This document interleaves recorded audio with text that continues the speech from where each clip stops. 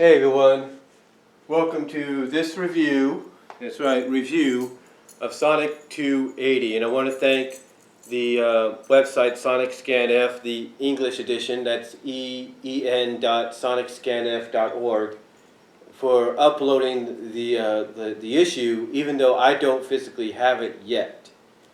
And I did, like I mentioned before, get Sonic 279 twice physically twice this week. I don't know if I'm going to get 280 physically within the next week or so, but we'll find out. But as far as this issue goes, I look at this issue and the next couple of issues, mostly for the next issues, issue 281 and 282. As far as the backup stories are concerned, I look at those as being more of a calm before the storm kind of thing. So I see that, basically. Like I said, I see that kind of like a calm before the storm, if you will. Like I said, I see that kind of as a calm before the storm.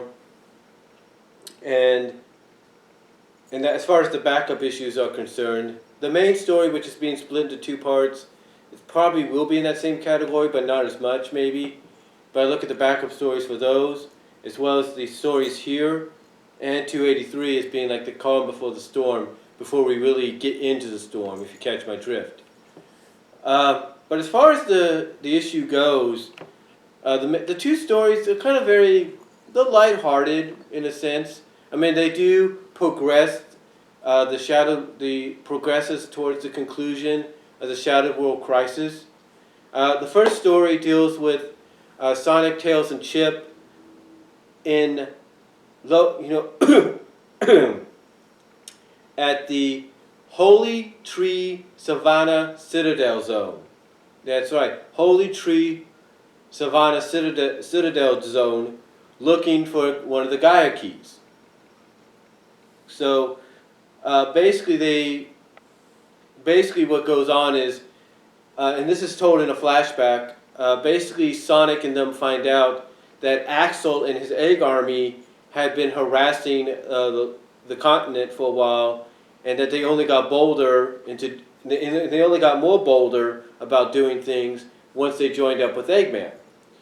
They go on to also find out from the locals that Axel and his army stole the Gaia key and probably placed it in the Gaia temple.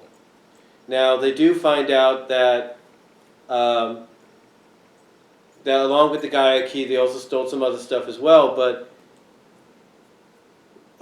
one thing that concerns Chip is he's wondered if maybe Eggman and his egg army figured out how to use them.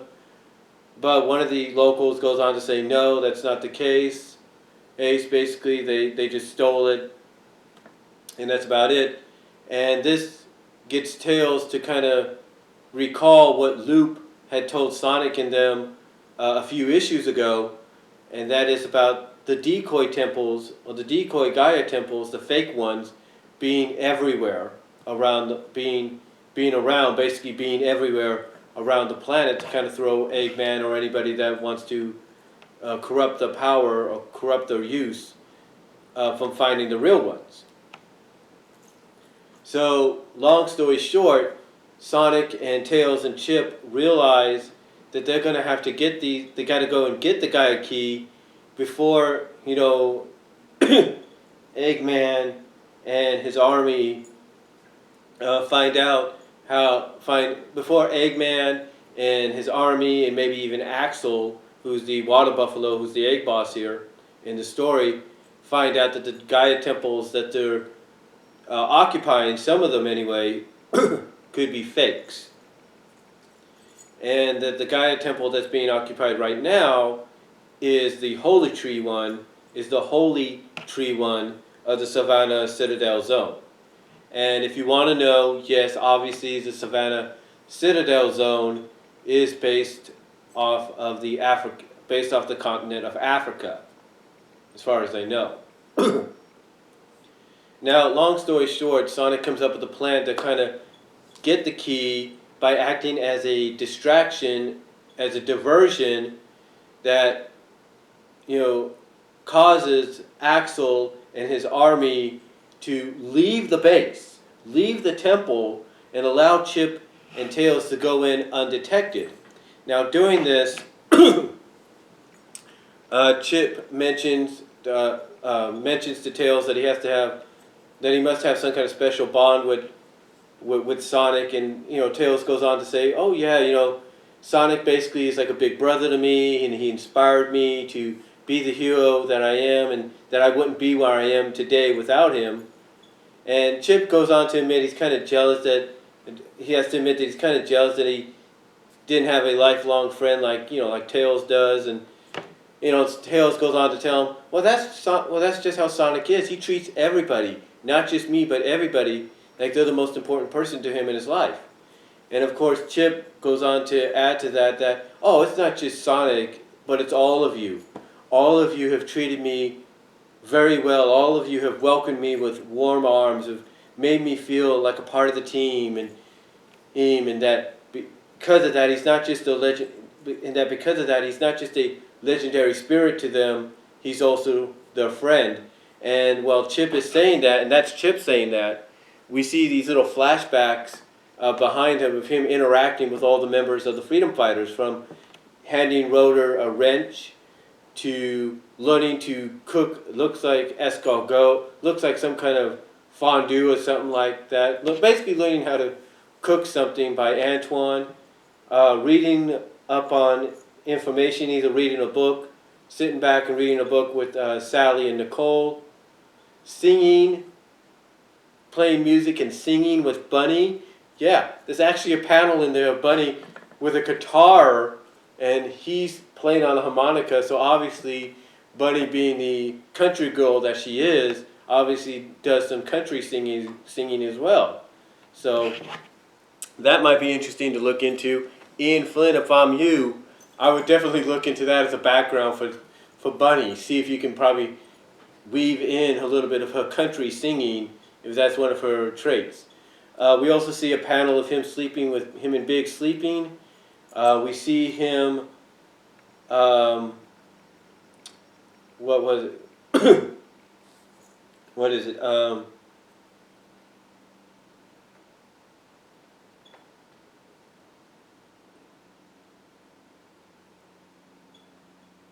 I know there's one more.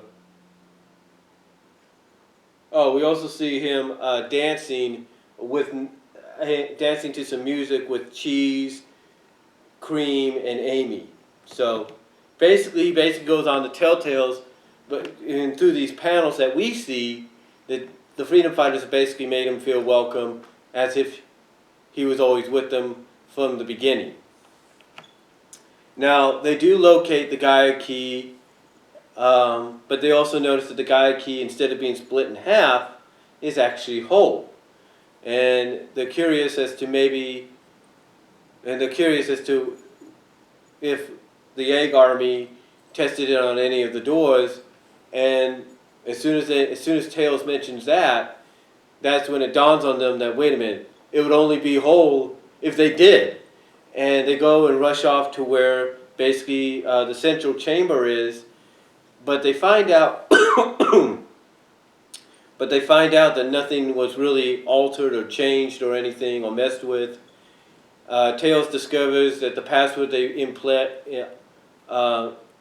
into the system is password, and that the best thing for them to do is just to leave the place right now and lock the door up so that nobody enters it again. But as he's saying this to Chip, Chip is getting drawn to this light, and he basically gets sucked into what looks like a doorway, a dimensional doorway, into what looks like space itself, space and time itself. And he meets up with a being. Now, I don't know if it's Tikal or who it is. If it's Aurora, we don't know if we can even use Aurora still. But we find out that it's basically because Chip's even wondering who this is. And it's a bright light, and the being goes on to say that they are the first spark. They are the first light. They were there when the Chaos Titans drove away the darkness. But because of that, all the light Gaias or the Gaia beings like Chip all suffered from it and changed.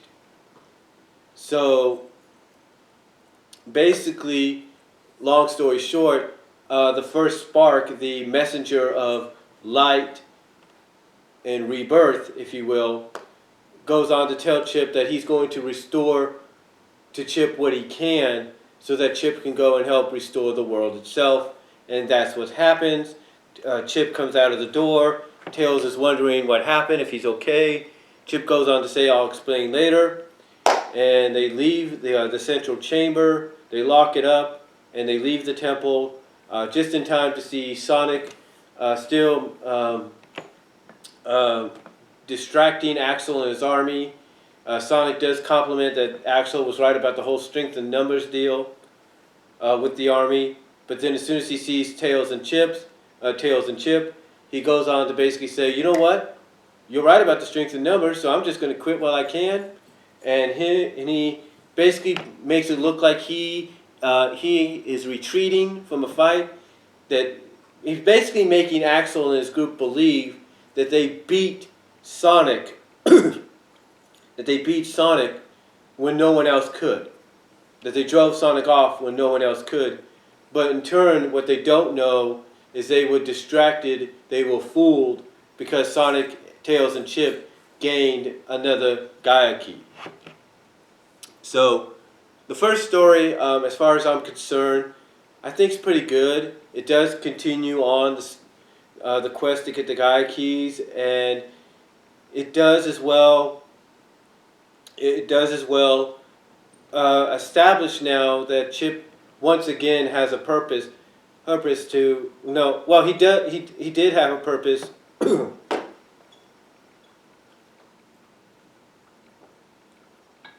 Excuse me. It does establish that Chip, who did have a purpose already, has more of a purpose now, because apparently what he was given back by this messenger, this first spark, if you will, he was basically, I guess, giving back his powers, probably giving back his memories, and now he knows basically what needs to be done, as far as I'm concerned. As far as I'm concerned, reading the story. Now, the next story deals with Sally and Rotor gaining, along with Prickle. I guess Prickle's still part of the Sky Patrol. Deals with them getting one half of a Gaia Key that is necessary. That's gaining one half of a Gaia Key from a character named Odo, who is a landlord of student apartments at the Sapagon University, as well as a key guardian. And there's also somebody that Prickle has known for 40 years. Now Sally and Rotor, Sally's ecstatic at the fact that they got 3.5 keys now, and Rotor points out that soon it will be 4 when Sonic gets back, alluding to the previous story in the issue. But then decides, hey, why not let's make it 5? And basically, as soon as he's going to ask Odo where's the other half of the key, Prickle, he gets on Odo. He gets into an argument with Odo, basically saying, hey, I've known you for 40 years. How can you basically keep this a secret from me, that you were a key guardian while I've been researching all the Gaia manuscripts, blah, blah, blah. Basically, they get into a debate, an argument, if you will, about the fact that Odo didn't tell Prickle about being a key guardian and such. And Rotor, he's trying to intervene by wanting to know where the other half is. And finally, he just has enough to where he goes, hey, old guys! And basically that gets their attention. And when he does that, because Odo and Prickle are arguing back and forth and they're not paying attention to Rotor trying to ask, where that other half is, he has to yell out, hey, old guys! And, Sally, she gets a chuckle out of it. And basically, again, like I said, this gets Prickle and Odo's attention. And Odo goes on to say that there is the other half that they seek is with a girl named Lucille, or Lucille. S-U-C-I-A. Lucille? Or Lucille, or something like that. Or Lucille, Luce, or whatever. It's not Lucy, it's Luce. Luce, from what I understand. That she's the other one that has the other half. So basically, this leads into another scene where Sally and Rhoda, strolling down the street. Sally goes on to tell Rhoda, "Hey, look, you shouldn't be so grumpy. You know, you should be ecstatic at the fact that we're making some progress." And Rhoda does agree with that, but he also mentions that it seems that nobody else seems to be bothered by the fact that the world is falling apart, and they're more concerned with their own personal problems. In other words, to Rhoda, it's like the world coming apart is not a big deal to them, and they're just concerned about their own personal daily lives. So as he says this, we see this woman coming out of looks like an apartment or something like that, or some kind of, well, it looks like an apartment or a store, and she's talking to, obviously sounds like her brother on the phone. She's kind of panicking a little bit. She's asking basically her brother, as far as I'm assuming, she's asking him, well, basically of how they cannot have reservations at a restaurant that they made several weeks ago. How can that not be? That it's the mother's birthday, and that she doesn't have the ring and that she doesn't have. I'm assuming a special 50th birth, because we find out it's her mother's 50th birthday.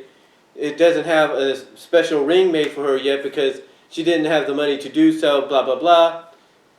And Sally points out that, hey, I think that's our next key guardian. She winks at Rhoda and says, hey, I think that's our next key guardian. And she goes on. So basically, what happens is Sally introduces themselves to her, asking if she is who they seek, which is Lucy,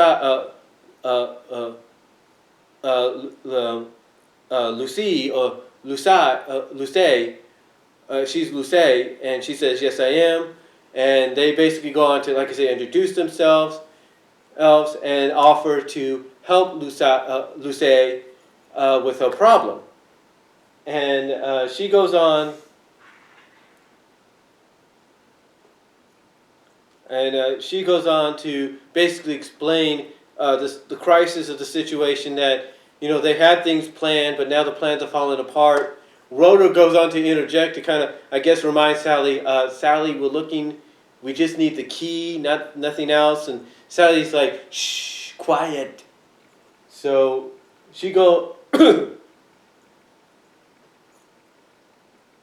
so, you know, Sally basically, like I said, offers up their help, asking telling her that, hey, the day's still young. What else do you need? What needs to be done to make this good? And Luce goes on to explain that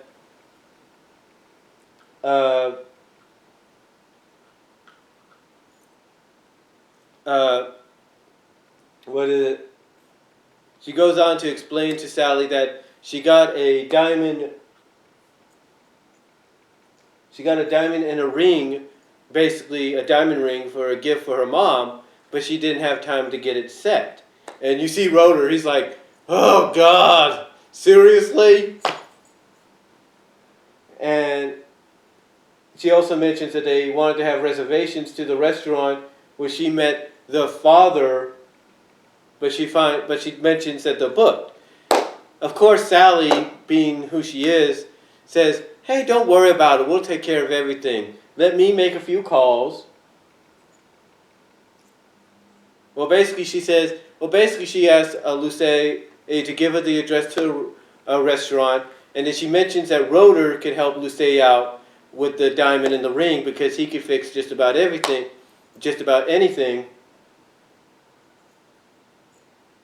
And Rhoda mentions that Sally knows how to butter him up, but it works. So basically what happens, let's see, trying to make sure I get it right here. Basically,